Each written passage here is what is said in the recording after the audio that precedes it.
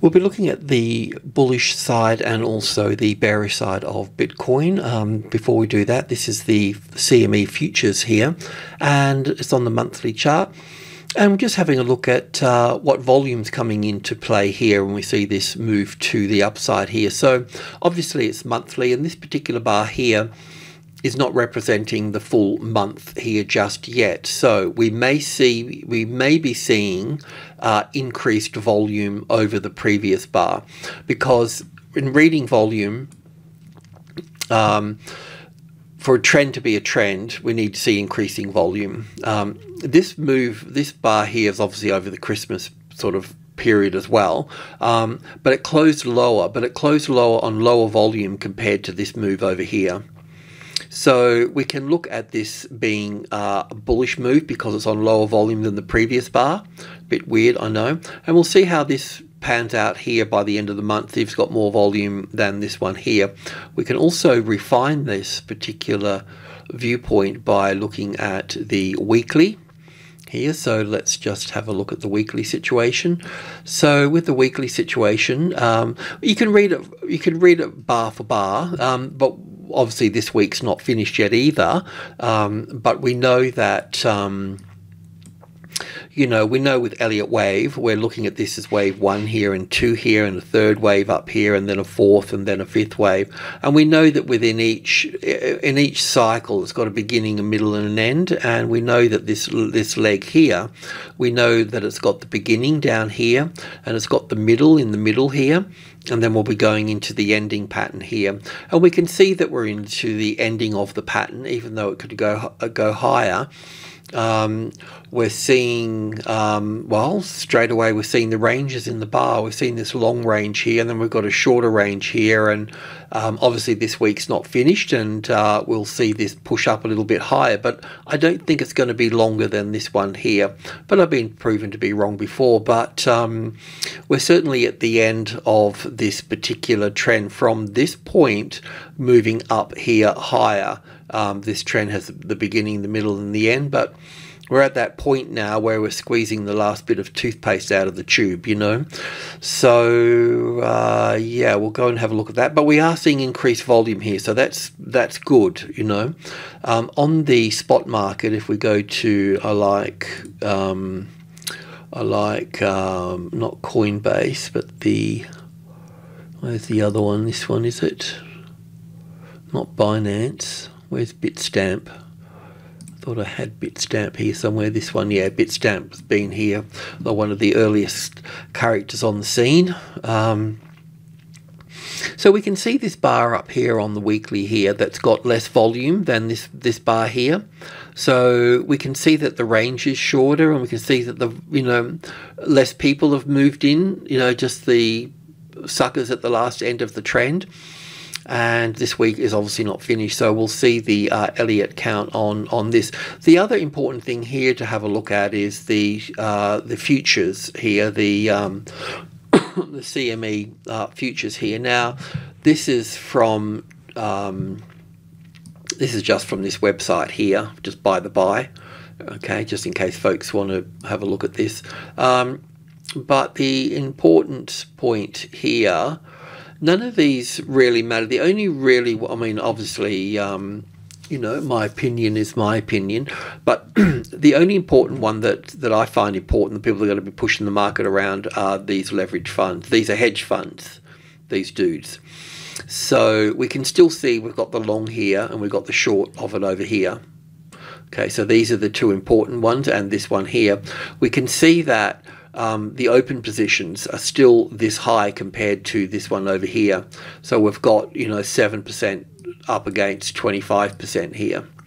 So yeah, these guys are just waiting. They know that they're not silly.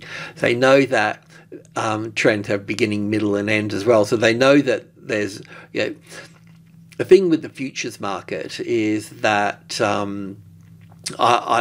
depending on what futures, Australia and the futures market over here was bought out by the stock exchange over here, and those boys basically hide the dealer numbers. In the old days when they didn't own it, we could see what big companies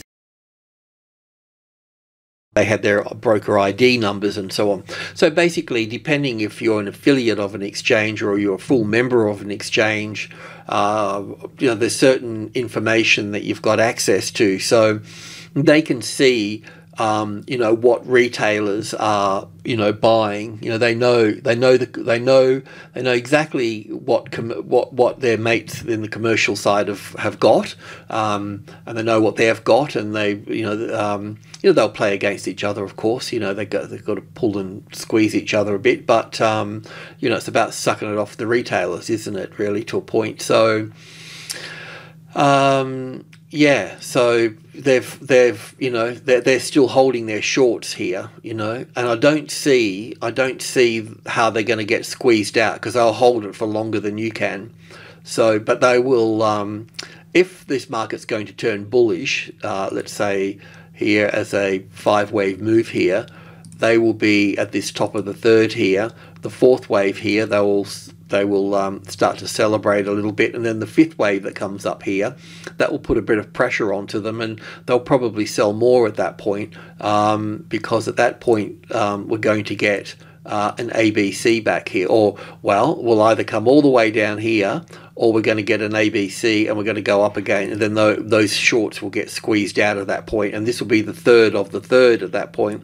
So they'll get really squeezed in here, and that will really take off of them trying to get out of those positions. That's why that will really pump up. But the question is in the bigger picture here, is this here some sort of the question is this some sort of A wave, B wave and C wave up to here, and coming back really into this space? It doesn't have to be at that particular height, it could be a little bit above that, but basically we're looking for a little.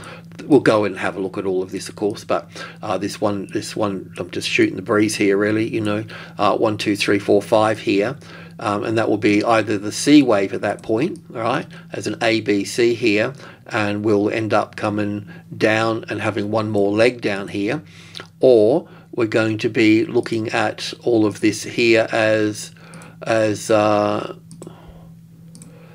wave 1 up here, and coming back for wave 2, and then going up for the 3rd wave.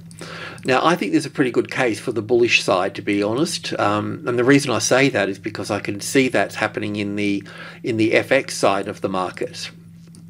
And in the FX side of the market, that puts pressure on the indices side of things, and the stocks and so on. And when we're talking about stocks, this particular, this crypto sector is being treated like a tech stock, and in a way, rightfully so, in a way, because how else would you initially look at it?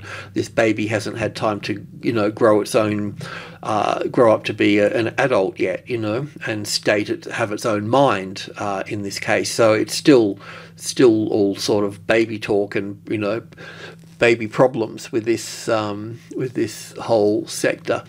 But that's basically the two sides of it all here. So we can go in and have a bit of a look at that. So I think this is just my daily chart here. We can come back to this one here, and we've got the bearish count on the 50k tick. So we'll just go there for a moment, and this would be, in a nutshell, we'll look at this in a bit more detail, but basically this is the bearish count here, where we have 1 2 3 4 5, and I'll pull this apart so we can have a bit of a look at that. But in a nutshell here, we're still looking for another little high here, some sort of correction for wave 4, and then wave 5 up here, and around the 25 20, that's the old high over here, right?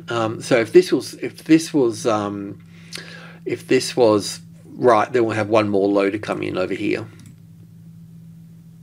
So that would be the bearish side. Like I said, we'll pull this apart in a moment. And the bullish side, if I go back to the daily chart, and we can also go in and have a closer look at all of this as well. So the bullish side would look at this as wave 4 here, and 1 2 3 4 5. Now you could probably look at it a bit differently as well, but that's a low, and it can be acknowledged as a low. Not everything finishes the way that you'd like them to finish, and then this is the move to the upside here. So in this case, Now this wave 2 can obviously pull back to the 50-60%, so we could take this low and this high. I'll take it up to, where was that other high over here? Oh well, at the 25,000, so roughly. So let's just take it to the 25,000, and then that would leave this here at the 50-60% down here. You know, as a giving it a wide berth at this point, so it can pull back down to this area here. But I do find a lot of the time, if it's going to be bullish, it won't pull back to this wave 2 over here as much. It will settle in over here somewhere. But you know, we have to consider it first, and we need to look at all of that. So we'll do that.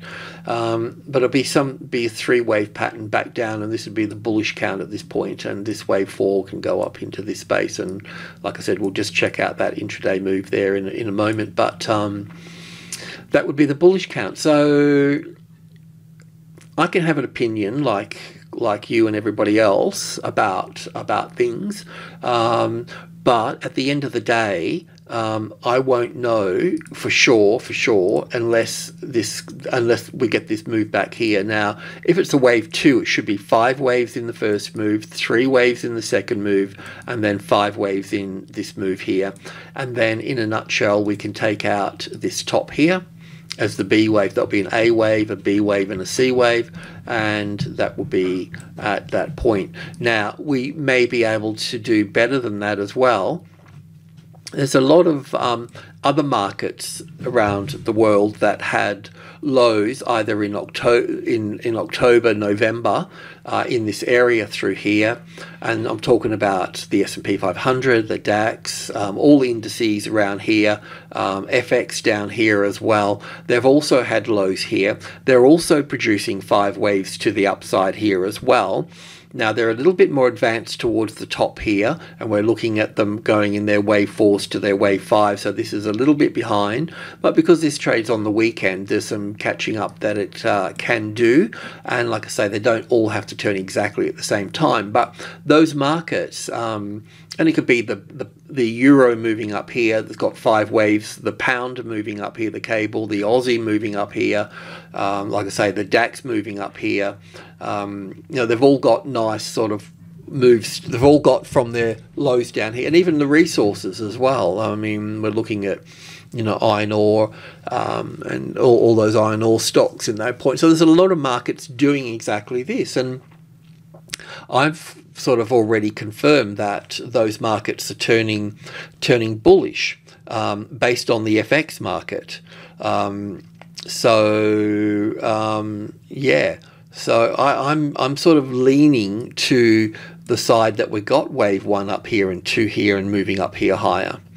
Now, obviously, I can't prove that, and I need to prove that, but that's where we are with all of this. There's no point in trading long at this point, because we'll get it back over here for this, because you can clearly see that this strong move in the middle here, as it wound up here, you know, is running out of steam. It'll still move up higher, but that's where we are, and it'll drop back, and you know, the profit taking will come in, and it'll drop back, and the value buyers will come in, and they'll push it up, and then they'll all be looking at each other thinking, is there anybody else, you know, coming to the party? And there won't be. And those hedge funds are there, we see all those short contracts in there, they will see that, they'll see the actual numbers, you know, from the exchange, and they'll push it, they'll sell at that point, you know, they'll sell more contracts at that point, and give it a nudge over the edge, and then that's going to stop a lot of people out, and those stops get taken out. That will be their profit. But if it does come back to this point and push up, then they're eventually going to get squeezed out, and we've seen that many times before, so we're not new to this rodeo. So we'll see how that plays out. So I'll just go and have a look at this little trend in here. Just I won't go to 100 ticks, but I'll just go to 5,000 ticks. That should be enough, and we can just go to maybe 2K. Yeah, that just takes up the bottom there.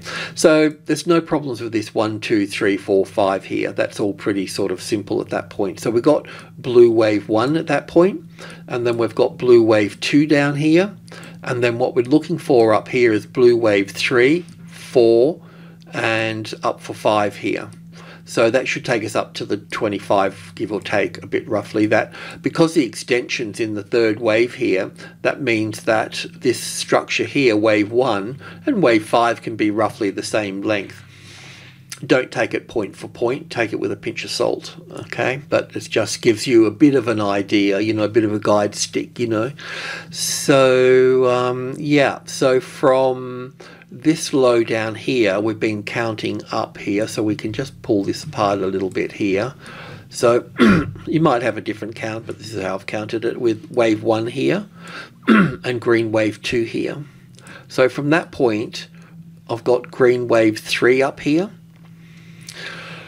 And this one here was 1 and 2 and 3 and 4 and going up for wave 5. You could probably put wave 5 on top here as well and go an A and a B and a C. Look at an ending particular pattern in here for all of that. That's all doable at that point, but it still leaves us with that wave 4 low, whichever way you want to put lipstick on this. So that 1 and 2 and 3 and 4 here, and then we're coming in here to look at this as 1 and 2 here, and 1, 2, all of this 3, 4, 5 here for the third, fourth.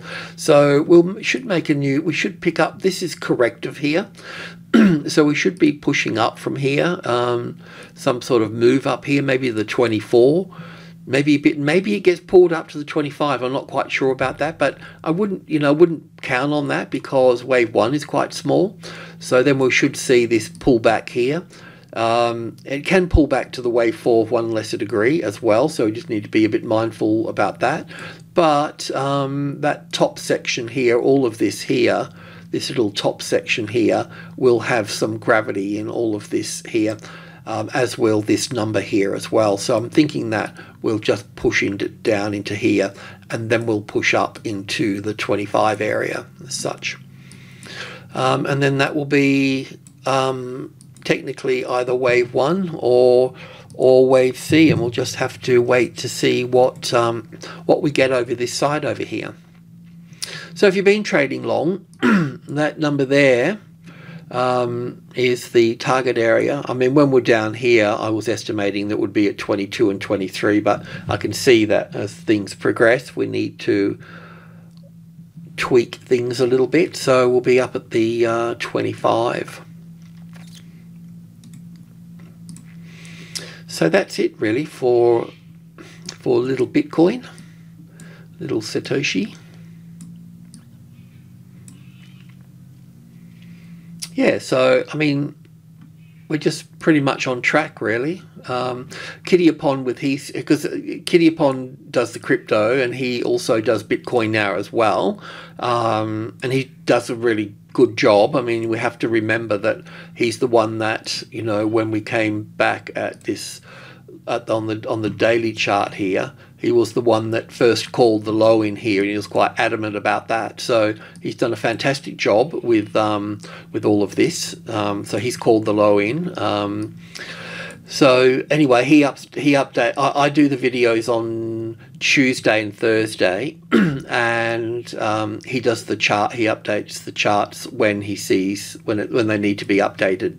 You know, he won't update the Bitcoin every day because he's got about 12 crypto charts to do each day. So he'll just do he does what he needs to do basically. But between him and me, you'll get the picture in there. So alrighty, let's see, let's fingers crossed for this wave 2 here, which I think that this will just play out pretty much in line with the euro, the cable, the Aussie, and the DAX and the FTSE and those sorts of things. Alrighty, cheers.